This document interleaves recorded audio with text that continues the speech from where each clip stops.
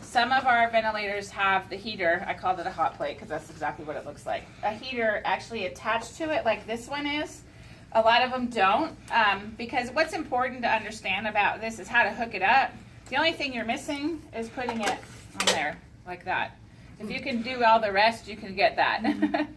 So if you don't have an actual heater on there, like I was saying, the water chambers are just going to hang. And that's going to be one that either looks like this or one that looks like this. The thing that's important to understand about ventilators and respiratory in general is a lot of times things look different, but they're really the same thing. So this is a water container, this is a water container. They both have 2 ports on the top, 2 ports here, 2 ports here.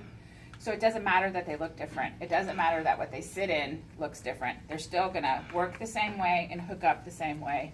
The whole idea is to humidify the air that's going to the patient. Just like you'll see that some of your wires are different colors and they look different, that also doesn't matter because you're going to have a short wire that goes one place and a long wire that goes another place. It doesn't matter whether it's blue, orange, red, or purple. The short wire goes in one section and the long wire goes in the other. They're not interchangeable because they won't fit. You can't take the short wire to the long end of the circuit. It's not long enough. So remember that it doesn't matter if it looks different. The principles are going to all be the same on all ventilators. So the other thing that's important, and I kind of mentioned this yesterday, is that I know it's going to be intimidating in the beginning because you don't know anything about what you're doing right now.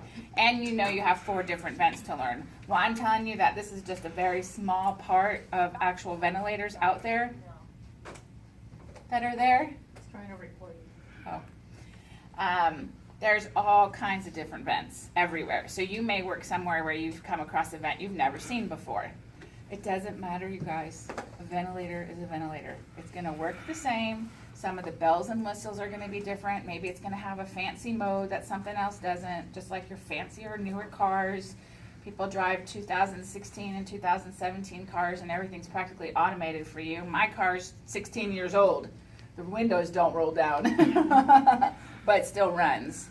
So you'll see we have older vents, we have newer vents. So I'm going to show you and teach you the core components of your ventilator, and you'll know that no matter what your vent looks like, you find those components and you can run it. You can go to whatever section you need. They all have the same sections, they just look different.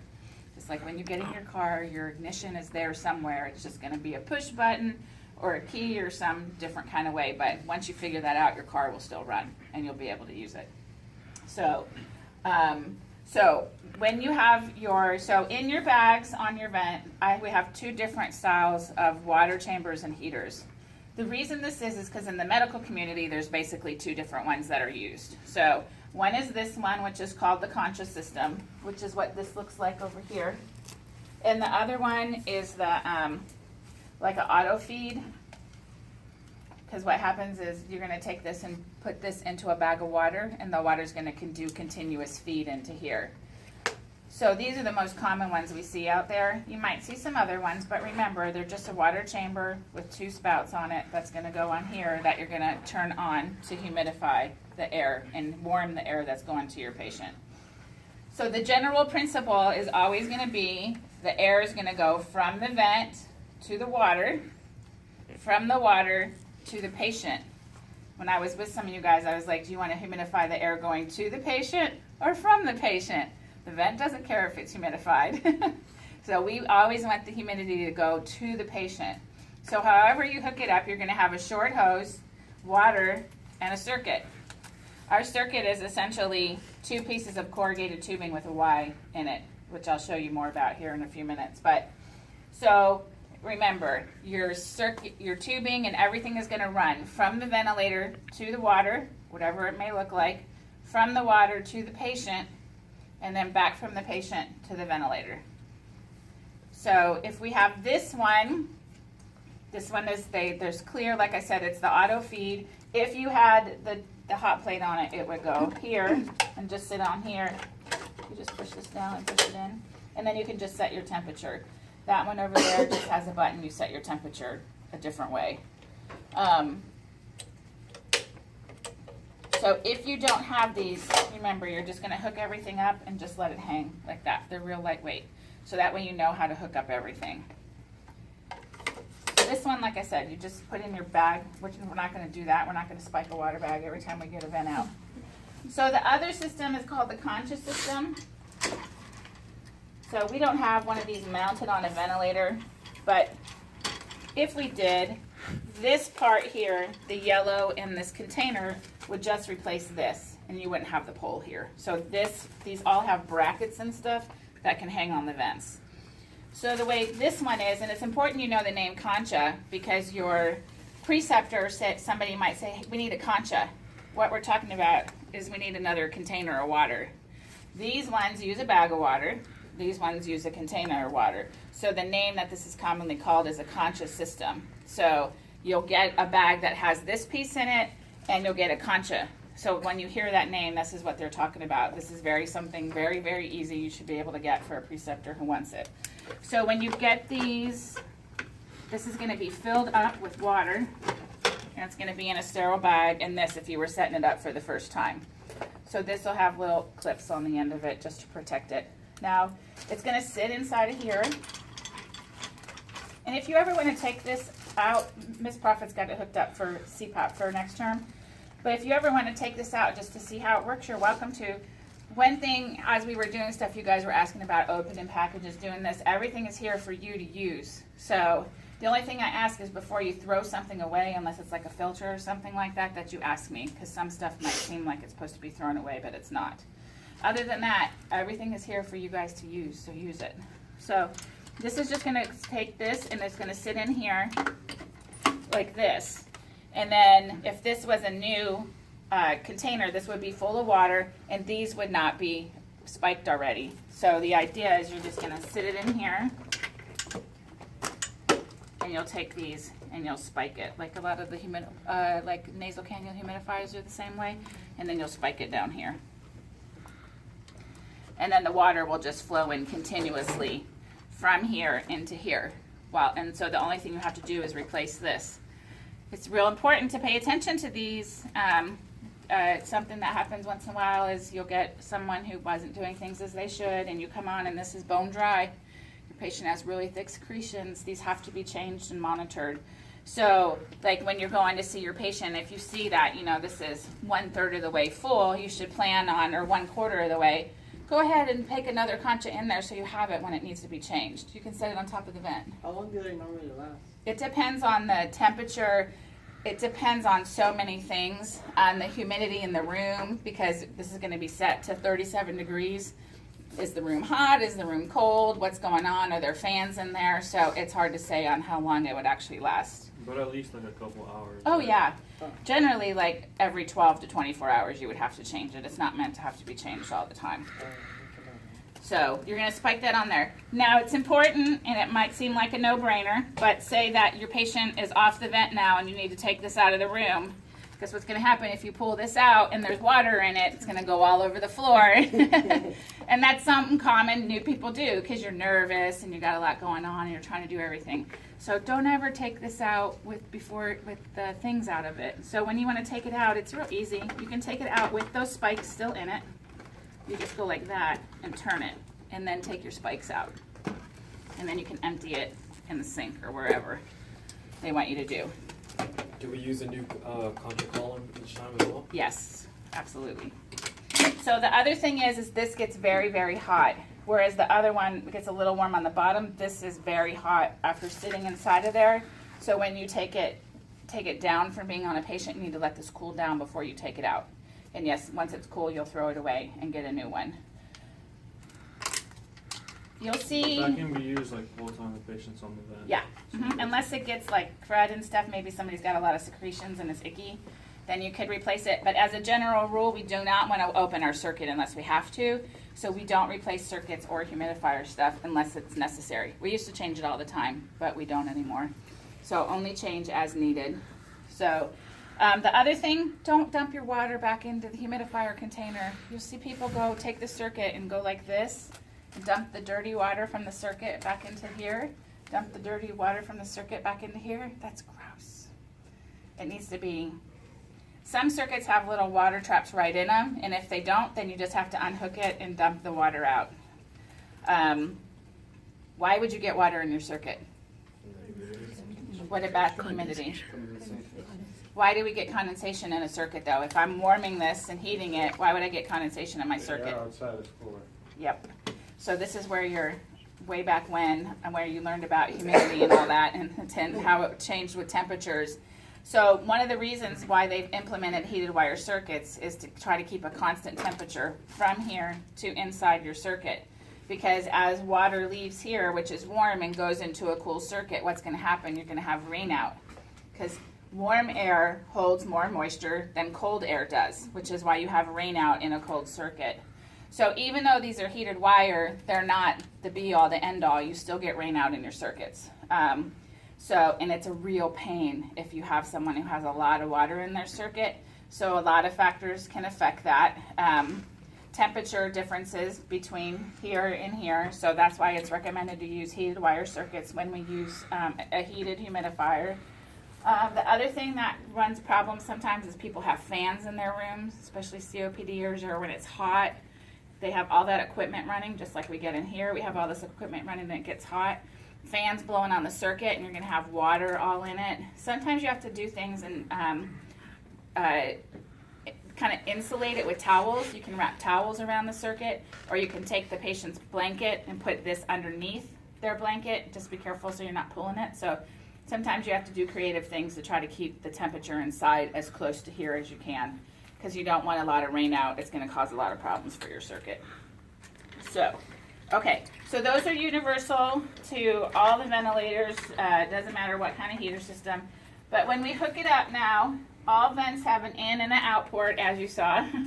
So some have arrows that point out and point in. Some say in, some say out, some say inspiration, some say expiration. So it just depends on the vent that you're working on. The Puritan Bennett has an arrow going out and it says to patient. The only other place something can go is over there, coming back from the patient. So when we talk our short hose, going to go from the ventilator to the water. So your short hose is always going to go from the patient side into the connector.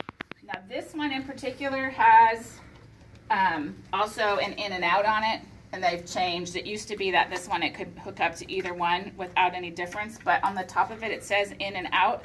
So the short hose should go to the in, and then when we hook up the circuit, the long hose should go to the out. This one, it doesn't matter. Short hose or long hose can go on either side. So this is all going to be on inspiration. So I'm going to move this out of the way now.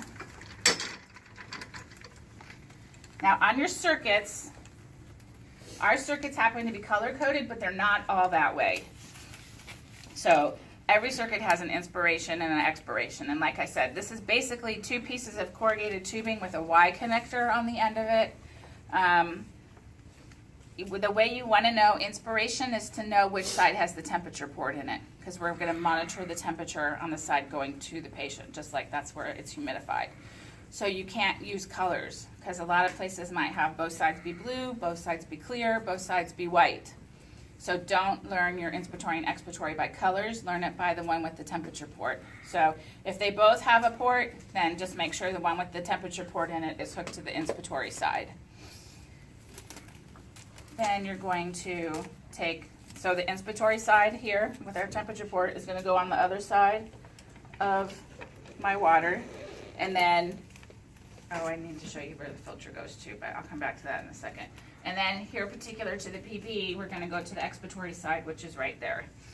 The PB has its own expiratory filter and water collection. So it's right here. There's a little lever you have to lift up right here to take it out. And you also have to have that lever locked in place or the ventilator won't work. So inside or outside, we'll get into in a couple weeks, but all of the vents have something called an exhalation valve. And it's a valve that controls the ventilator cycling between inhalation and exhalation. And if it sticks or gets any water in it or gunk from like mucus or anything like that, it won't work. So this has its own filter and will collect water. All of our other vents, we put our own filter there so we keep anything from getting in the exhalation valve. So for this one in particular, when you put it back, you got to slide it in the top, kind of do that, and then lock it into place. If it's not locked, it won't work. And then you should, whether hospitals put a filter on the inspiratory side is a matter of opinion, for our purposes, we're just gonna put filters on both sides, and you'll do whatever you do where you go work. So that should have gone here first. Okay. Now for our wires, these are the other things. Now, as I was telling you guys, when we don't have our heater bases on here, these parts of the wires, and this one's broke, aren't gonna hook into anything, but these pieces are meant to hook into the side of the heater base. And on the orange one,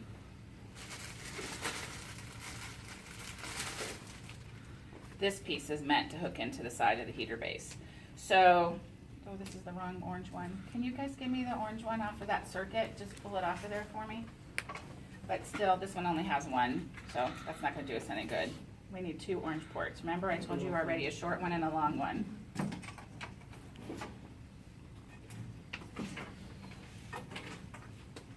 Thank you.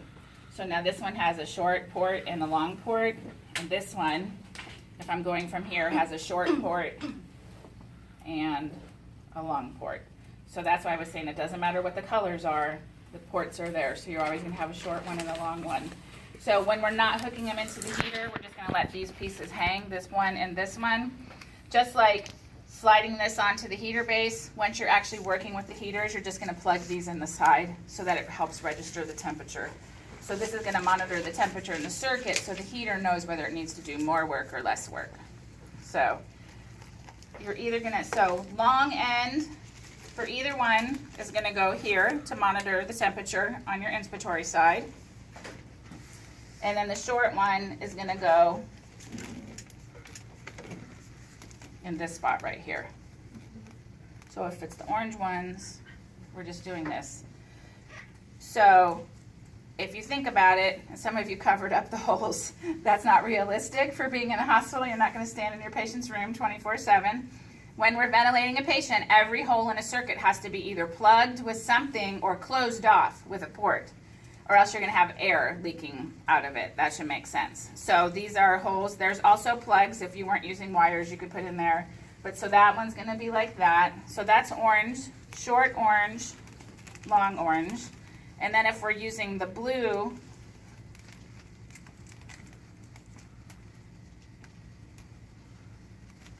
any wires here? Can you just put those over there? They're gonna be in the way. Thank you. If you're using the blue, the long end, the blue goes here. And then the short one looks a little different. This one is gonna go right here. The difference in the blue one is there's a little lip right here on this one. That is kind of hard to see, but if you're using it, you'll see there's a little lip right there. And there's a little place right here. That is meant to kind of snap in under that. So the lip needs to go where that little white piece is, and then you need to push it down all the way, or it's not in. If that blue piece is sitting above the white, it's not in all the way, and it will leak. And that will be a source of a problem for you, and you'll be trying to figure out what's wrong with your vent, and I'm going to come over and tell you it's not hooked up right, and you're going to be going crazy. So when you want to take this out, because that little blue piece went underneath the lip, you have to twist it. You're not going to break it. Take it and twist it out. So put it in, take the blue piece, snap it in place so it goes underneath the white, take it out, twist it like that. So that's that. So we have to make sure those are all hooked up. Okay, so now we need our test lung. Remember that we didn't hook up our hoses yet either. Remember that to our ventilator, this is the patient. It's a machine, it doesn't know any different. This could be a human being or a piece of plastic as far as it's concerned. It's a lung, but that's our test lung, so it goes into here like that. The only other thing we have to do before we can hook this bad boy up is hook up the O2 in the air. Thank you.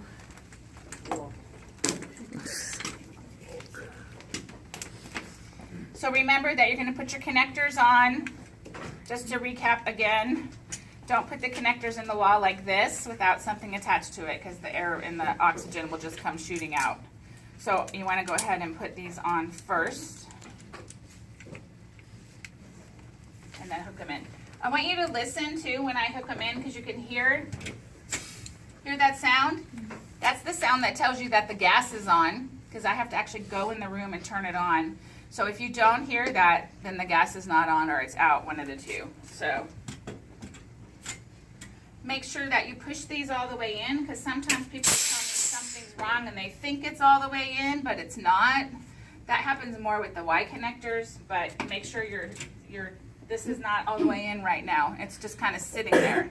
So you need to make sure they're pushed all the way in like that. We'll talk about it again in a couple weeks, but our ICU ventilators don't run without a 50 PSI source and an electricity source, so we have to have gas. The PB840 is the only one that has a built-in air compressor that we have. The Dragers have built-in air compressors, but the models we have don't actually have them on it. But if you were using one that had a built-in air compressor, the Drager over there, there would be a big box, like the same color as the ventilator down at the bottom. And that's how you would know the air compressor was there. On the PB, this is the air compressor right here. So if you don't see this, because it can also come without an air compressor, if you don't see this, the air compressor is not there. The reason for an air compressor is to not have to use 50 PSI out of the wall. If you're in a long-term rehab facility or somewhere like that, most of those places don't have piped-in gas. And one thing you don't know yet is a lot of long-term vented patients don't need oxygen. They need ventilation, not oxygenation. So remember, there's a big difference between the two. So it's not uncommon for a very long-term mechanically ventilated patient to just be on a ventilator on room air. If that was the case, I would not need all this piped-in gas, because that's very, very expensive to put into a facility. I could just run this. I'll unplug these so you'll see.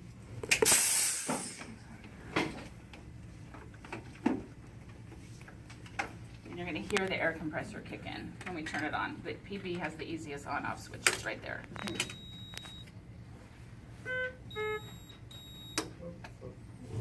That is the air compressor kicking in. So if we only wanted to give our patient room air, we could just run it like this and run it on room air. Now we're not doing that in the ICU, so we're gonna have both of ours plugged in. And I want you to listen, when I plug this in, the air compressor is gonna turn off, because it's gonna always default to the air coming out of the wall. Now it's off.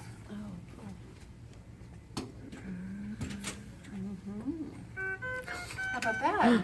Pretty smart. Look at all the stuff you learned in 2 days. Okay, so we're going to turn it on. This is going to say, all this stuff is going to light up, and it's going to say safety valve open. That's normal. That's what it's supposed to do. Now, I did something on purpose so that you would see what would happen if you hook up the PB with the test lung already on it. This is the only ventilator that you have to hook up without the test lung on it. If you have your test lung on it, it's going to give you a procedure error, which you see up here at the top. Remember to the vent, this piece of machinery, what is this? Person. It's a person. So if this is hooked into your circuit when you turn it on, the ventilator is assuming that you hooked it up to the patient without even turning it on, which would be bad. So it's going to give you procedure errors, and it's going to go into what's called safety ventilation. Safety ventilation is a predetermined set of settings that basically would not hurt anybody. And so it's saying, oh, we did a bad thing here, we hooked it up without turning it on, I'm going to go into safety ventilation and just give my patient a safe set of settings until they figure out what they're doing, basically. So when that happens, we're going to turn it off. Take this off. Take the patient's lungs off. Take the patient's lungs off and turn it back on. So the Puritan Bennett, when we're in here, we're going to hook up with nothing on it. Just like this, without our test lung. And then it's going to come to this screen and it's going to say vent startup in progress. So what you're going to see on the screen here is a test summary that tells you when the last calibration tests were done. It's going to give you a set of settings. And then under here it says ventilator startup. And it says same patient, new patient, SST. SST stands for short self-test. That is the calibration for this ventilator. So I'm going to tell you that there's one thing that happens sometimes to this vent, and it's going to happen to someone in this room, so pay attention. So sometimes you're going to turn this vent on, and it's going to alarm nonstop. I can't duplicate it. So sometimes it happens during my demo, and sometimes it doesn't. So what will happen is you're going to turn the vent on, and you're going to see the safety valve open light come on, and it's going to stay on, and it's going to be screaming, alarming at you. And over here, it's not going to say new patient. It's not going to say same patient. The only thing it's going to say is SST. It's not going to let you do anything until you perform the SST. What it's doing is telling you, for whatever reason, it might have sensed something's not right, it wants something needs to be calibrated. The ventilator has decided that before you can do anything else with the patient, you need to run the calibration on it. And it will not let you do anything until you do. So what happens is people call me over and they say the vent's broken. The safety valve is open and it's not letting me do anything. And the only thing you see lit up here is SST. So remember, this is unique to the PB. If you turn the vent on and this says safety valve open and it's alarming continuously and it won't let you do anything else, you're going to see a button down here that says SST. Nothing else will be on it. Run the SST. That's what it wants you to do. And it's going to tell you that too. It's going to say you cannot do anything except run the SST. So people want to try to bypass it, but they can't. So in that situation, that's all you can do. Otherwise, if everything's normal, it's going to say new patient, same patient, SST. So to run the SST, the short self-test, that's the calibration. You know, technically calibrations need to be done between every single patient use, and whether you do those or not will depend on where you work. So some facilities have technicians and that do that for you, and they have equipment technicians, and you don't have to worry about it. Some, the RTs, do everything, and you do have to calibrate it. Some places, even if they do have an equipment technician, they might get sick, or maybe they had 6 vents ready, because most days you won't put 6 new patients on a ventilator, but some days you will. So maybe you had 6 vents patient ready and you used them all, and now you need another one, so you'll have to do the calibration. So you need to know how to calibrate the vents where you're at. So we're going to push SST. I'll have to do this a couple times, but that's all right. I'll show you guys. So it's not just, it's a 2-part step to start the calibration. So this is also a very important part. So SST, and then it's going to tell you, over here on the orange, the PB tells you everything it wants you to do. And it's going to say, ensure no patient is attached. SST will begin. To confirm, press test button within 5 seconds. To cancel, touch SST button. So it keeps going back because I haven't done it within 5 seconds, but we're going to press SST, and then over on the side is a test button. And it's behind here, it's right here, and it says the word test on it. So you press SST and then test. And now it's going to take you to this screen. And it's going to say SST not ventilating. It's going to show you the last one that was done, and it's going to say SST setup.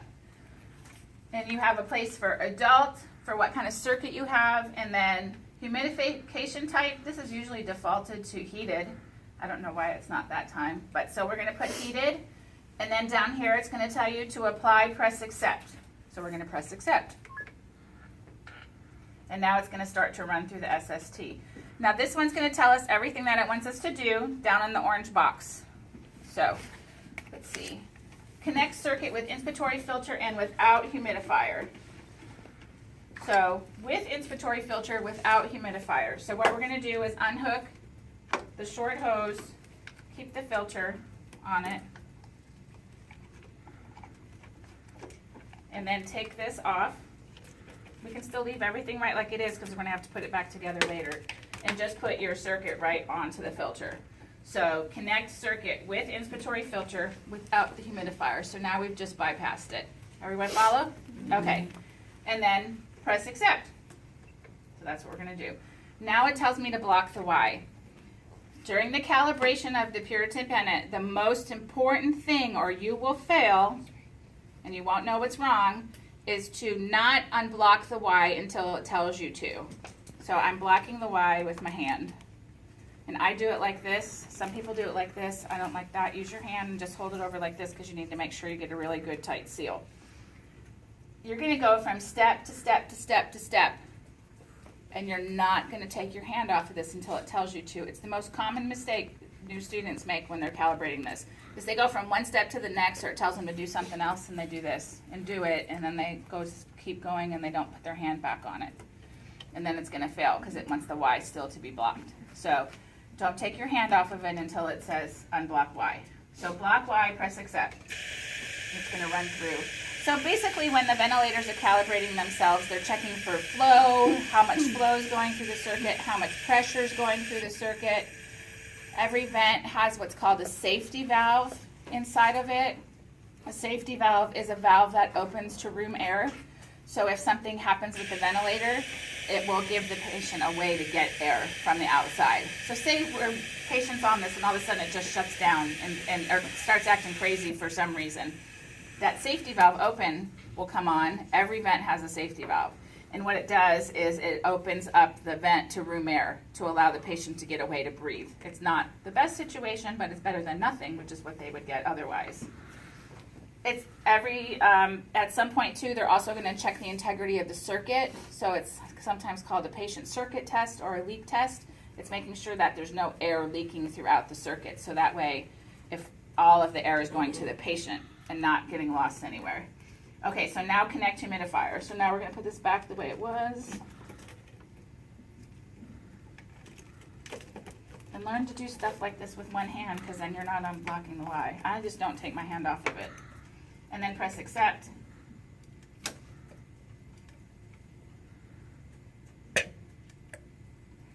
Now it's doing our leak test, so we want to see that